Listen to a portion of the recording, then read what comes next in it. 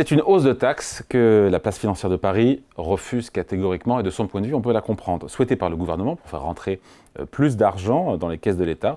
Donc cette taxe sur les transactions financières pourrait et devrait augmenter. Réponse notamment aujourd'hui en commission mixte paritaire du Parlement. Bonjour Mathieu. Bonjour David. Mathieu Plane, directeur adjoint du département analyse et prévision de l'OFCE. Petit retour en arrière. Déjà, TTF, c'est ça? Cette taxe sur les transactions financières née Sarkozy. Ouais, sous Nicolas Sarkozy. Donc et appliqué sous François Hollande. Voilà, comme quoi il y a eu un peu de continuité entre les deux. Et d'ailleurs, si on regarde la séquence, c'est au moment où on fait de la consolidation budgétaire. Hein. C'est post-crise financière, c'est au moment où on va devoir, ça commence sous Nicolas Sarkozy, en fait 2011, hein, la réduction du déficit structurel, qui va se poursuivre plusieurs années sous François Hollande. Donc c'est déjà une source de financement en fait, pour réduire le déficit. Toutes les transactions financières sont concernées, hein, enfin toutes, non, pas toutes. Je veux dire actions à partir d'actions, mais il y a aussi les matières premières. Toutes les matières premières? Alors certaines, les obligations. Oui. Les obligations et les actions. Et les actions. Encore pas toutes. Pas toutes. Et il faut qu'il y ait, je crois qu'il faut qu'il y ait quand même un changement de propriétaire et l'intraday me semble n'est pas concerné. L'intraday n'est pas concerné. Sur les actions, c'est les capitalisations boursières supérieures à 1 milliard d'euros. À 1 milliard. Donc voilà un petit peu. Et puis ça rapporte. Sachant que ça touche aussi les devises, je ne l'ai pas dit, les devises. Ça ne touche pas aux devises. Ça ne touche pas aux devises. Non. En tout cas, ça rapporte pas loin de 2 milliards d'euros.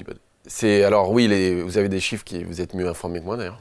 J'avais 1,7 milliard, mais je crois que 2024, c'est plus de 2 milliards. Voilà. Donc c'est pas négligeable en réalité. Exactement, c'est pas négligeable du tout. Donc le taux actuellement, il est de 0,3%.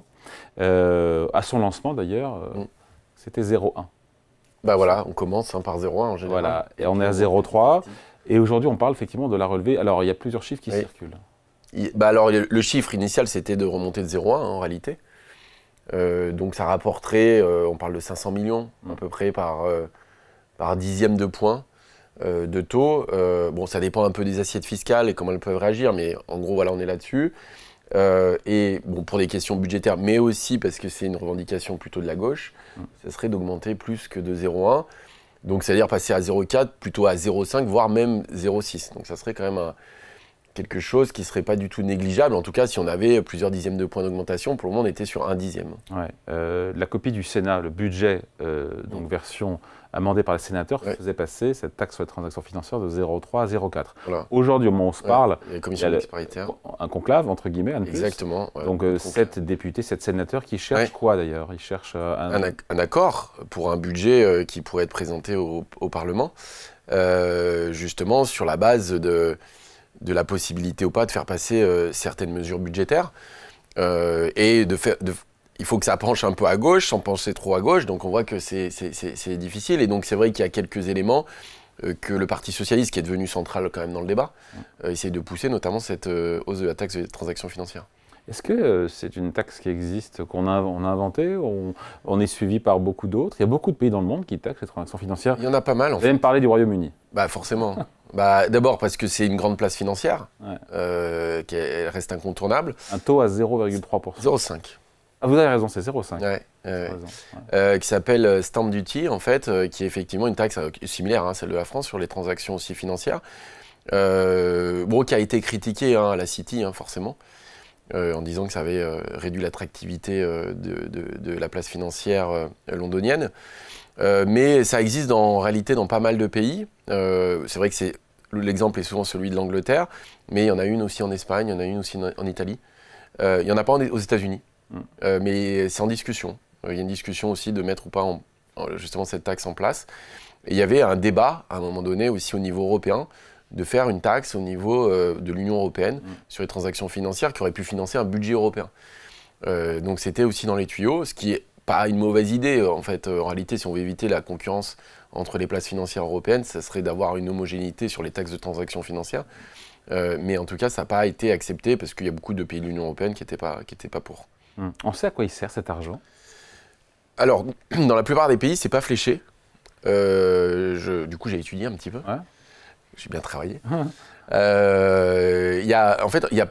est un peu singulier là-dedans parce que la France a un fléchage. En fait, je crois qu'il est à 70% de la taxe qui est affectée au budget général, donc y compris à la réduction du déficit, et 30% qui est fléché sur l'aide au développement et à la transition écologique, et notamment, je crois, le fonds vert. Donc c'est quand même une taxe qui essaye de trouver une contrepartie dans un fléchage qui est plutôt lié au développement ou à la transition énergétique. Après, évidemment, on peut entendre effectivement d'avoir des recettes fiscales en plus, d'autant que le taux est faible. Après, il y a aussi une compétition. Il faut entendre la place de Paris, la place financière qui a augmenté en attractivité d'ailleurs. Oui, on a vu, d'ailleurs on l'avait commenté hier, ce classement, un nouveau classement qui place la place de Paris en 4e position mondiale au classement des places financières. On peut la comprendre parce qu'on sait que la compétition, elle est dure, elle est sauvage, elle est féroce avec les autres places financières du monde. Et est-ce qu'on ne se tire pas aussi une balle dans le pied en faisant ça? On préférait pas augmenter les impôts en général, mais quand vous avez un déficit à plus de 6%, la question se pose de savoir où est-ce que vous pouvez trouver des ressources. On a vu aussi les déclarations récentes de Bernard Arnault sur la hausse de la fiscalité des entreprises. Donc, 40% de surtaxe de l'impôt 40% de surtaxe d'impôt sur les sociétés, c'est 8 milliards. C'est la principale contribution de redressement des comptes publics. Donc c'est un impact qui est loin d'être négligeable. La difficulté toujours, c'est qu'effectivement, vous avez tendance à aller chercher des recettes fiscales là où vous pouvez en prendre le plus facilement, c'est-à-dire là où, j'allais dire entre guillemets, il y a de l'argent, et notamment dans les transactions financières ou là les bénéfices des grosses sociétés. Le risque, c'est toujours la mobilité de l'assiette fiscale. C'est-à-dire qu'elle est beaucoup plus mobile, cette assiette fiscale, que par exemple l'immobilier ou le travail.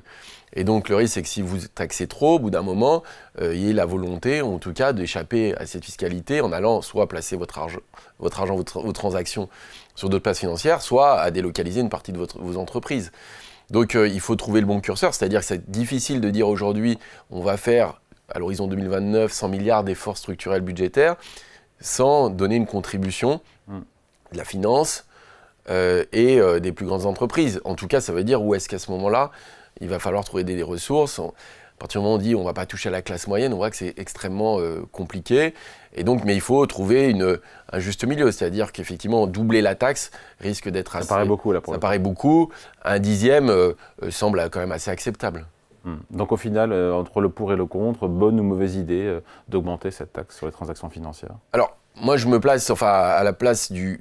Je suis prétentieux en fait, du pouvoir politique. Non, j'exagère. Non, mais ce que je veux dire, c'est que si on est effectivement, on travaille dans la finance, on est forcément contre. Je pense que personne n'est forcément pour l'augmenter si vous n'avez pas de problème budgétaire. C'est sous la contrainte budgétaire. Est-ce que c'est une ressource fiscale intéressante ou pas? Oui, prendre un dixième de ce côté-là, ça semble assez logique. Donc c'est ça, on l'a dit, c'est 500 millions d'euros de plus. C'est 500 millions d'euros de plus, c'est 0,1%. Bon, il y a une solidité quand même de la place financière parisienne. Qui devrait s'en remettre. Qui devrait s'en remettre, qui devrait pouvoir l'absorber. Ça paraît un geste fiscal qui est absorbable et qui permet aussi de dire, voilà, on met aussi à contribution la finance pour redresser les comptes publics. Et certains diront ne pas le faire, ça me semble un peu compliqué. Ouais, après, certains vous diront qu'on va demander de l'argent aux grandes entreprises, on va prendre de l'argent sur les transactions financières et finalement, il n'y a pas de réforme de l'État ou de la sphère sociale. C'est vrai. Non, mais c'est toujours sur les mêmes qu'on va faire les poches, quoi. Alors, d'abord, c'est plus facile de faire les poches de là où il y a de l'argent, en fait, quand même. Et que, en fait, la hausse de fiscalité, en fait, elle s'applique très vite et que vous allez avoir des recettes fiscales. Il y a toujours ce risque, effectivement, de dire une partie des entreprises ou des transactions pourraient échapper à ça et se mettre ailleurs, et ça serait très embêtant. Il peut y avoir un changement des comportements. Il peut y avoir des changements de comportement, il peut y avoir des choses comme ça. Non, la question, c'est que quand vous faites une réforme de l'État, les effets budgétaires, ils sont à moyen long terme. Quand vous devez trouver 100 milliards, mais d'ailleurs on le voit à chaque fois qu'il y a eu des programmes d'ajustement budgétaire, ça commence par une hausse des prélèvements. En fait, si vous voulez trouver de l'argent rapidement, vous augmentez les prélèvements obligatoires, ils sont déjà à un niveau élevé. Ils sont déjà à un niveau élevé, et après surtout, quand on dit on va écarter les prélèvements pour les ménages de la classe moyenne. La classe moyenne, c'est quand même assez important, donc vous ne touchez pas aux grosses assiettes aussi. Donc ça veut dire vous ciblez sur les plus riches, pour le moment, sur les plus grandes entreprises, sur les transactions financières. C'est un fusil à un coup, ça. C'est un fusil à un coup, voilà. C'est un fusil à un coup. En plus, moi je pense que le discours est un peu... il faut être prudent, parce que l'idée de dire que ces taxes sont exceptionnelles pose réellement un problème. C'est-à-dire qu'on comprend pour faire passer la pilule politique, mais en réalité, quand vous voyez la trajectoire budgétaire, de passer de 6 points de déficit à 3... En 2029. Voilà, 2029, c'est une montée en charge de la réduction du déficit, c'est de trouver à peu près 100 milliards, mais c'est des effets permanents. C'est-à-dire que si vous trouvez, par exemple, 500 millions sur les transactions financières et 8 milliards sur les grandes entreprises, si vous l'arrêtez l'année d'après, il faut trouver des ressources fiscales ailleurs. 8,5 de plus. Exactement. Donc la question, c'est effectivement, c'est un fusil à un coup. Mais là, on pense déjà avoir un budget. Oui, mais alors attention, hein, on va avoir un budget. D'abord, effectivement, l'idée, c'est qu'il ne soit pas censuré, qu'il soit à peu près équilibré, qu'il commence à au moins envoyer le signal qu'on réduit les déficits ou qu'il y a au moins un effort budgétaire. Charles de Courson, je l'ai vu son interview dans Les Échos, il dit qu'un budget comme ça, on ne sera pas à 5,4%. 5,4 paraît effectivement assez optimiste, mais je pense qu'on va quand même avoir une légère baisse du déficit. La question, c'est de combien, c'est pas évident. En plus, le scénario sur la croissance, il y a beaucoup d'instabilité. Bref, mais sauf que ce qu'il faut savoir, c'est qu'on va être dans une période de débat budgétaire permanent, en fait. C'est-à-dire qu'une fois qu'on va adopter ce budget, si on y arrive, on va tomber directement cet été sur le débat d'orientation budgétaire et la préparation du projet de loi de finances 2026. Ouais. Donc des mesures, par exemple, sur les retraités dont on n'a pas parlé, de la sphère sociale, les remboursements de santé, la désindexation. Ça va revenir à l'ouvrage. Ça va revenir très vite. Ouais. Ça va revenir très vite et donc ça veut dire qu'il faut avoir une stratégie de moyen terme, pas justement que de court terme. Et donc c'est dire comment on équilibre ce budget, parce que la France n'a pas trop le choix aujourd'hui, vu sa situation par rapport aux partenaires européens, que de faire un effort assez significatif, mais essayer de le lisser dans le temps et de le rendre à peu près lisible et, entre guillemets, équitable. Quoi. Et acceptable. Et acceptable. Et c'est tout l'enjeu. Voilà. Allez, merci beaucoup. Explication signée Mathieu Plane, directeur adjoint du département analyse et prévision de l'OFCE. Merci Mathieu. Merci David.